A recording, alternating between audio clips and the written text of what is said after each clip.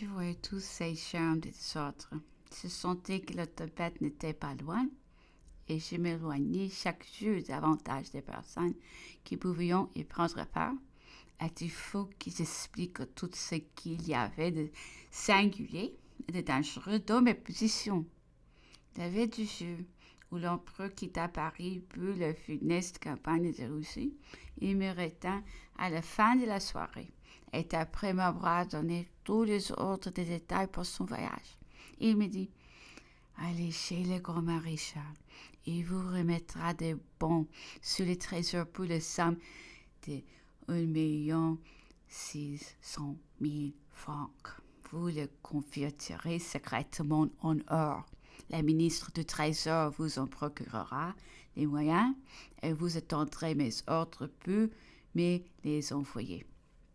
Cette master était difficile à cacher. J'ai pris le parti de m'adresser aux gardes de dépôt d'artillerie, ouvrier fort ingénieux, qui me fit faire avec beaucoup d'adresse des boîtes et qui ressemblaient parfaitement à des livres du format en quatrième. Chacun pouvait contenir 30 000 francs et j'encarnais ma bibliothèque au retour de la campagne de Russie. L'empereur ne paraissait plus penser à cet argent. Il retourna en Allemagne pour la campagne de Leipzig, sans vouloir me donner des ordres précis à cet égard. Il se contenta de me dire: nous verrons au retour. Enfin, lorsque, peu de mois après, il allait quitter Paris pour la campagne de France, j'insistai pour qu'il me saisisse d'un trésor dont il était possible que je ne pusse plus répondre au milieu des événements graves qui pouvaient menacer Paris. Eh bien, me dit-il, cachez-le dans votre habitation à la campagne. Ce fut en vain que je lui représentai que ce château qui s'appelait La Verrière, situé sur la grande route de Versailles à Rambouillet, pouvait être pillé par les partis ennemis.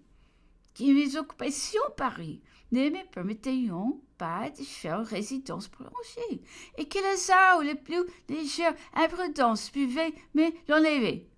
Il ne voulut rien écouter et je fus forcé d'obéir. Je n'avais pu réussir un probe intelligent. Je lui fis faire sous mes yeux pendant plusieurs nuits un trou sous le parquet d'un cabinet rez-de-chaussée. Nous y déposâmes les 54 volumes qui avaient pour titre Histoire ancienne et moderne. Jamais ouvrage n'aurait été parcouru avec plus d'avidité, ni mieux apprécié. Les parquets furent rétablis avec soin et l'on n'eut aucun soupçon. La prise de Paris jeta l'empereur à Fontainebleau. Je désirais avec ardeur suivre sa destinée. Je voulais du moins prendre ses derniers ordres. Mais il me fit dire par le duc de Vincennes qu'il serait dangereux que je vinsse le voir, que je devais rester à Paris, prendre tel parti qui me conviendrait et qui plus tard il me ferait connaître ses dispositions pour son agent.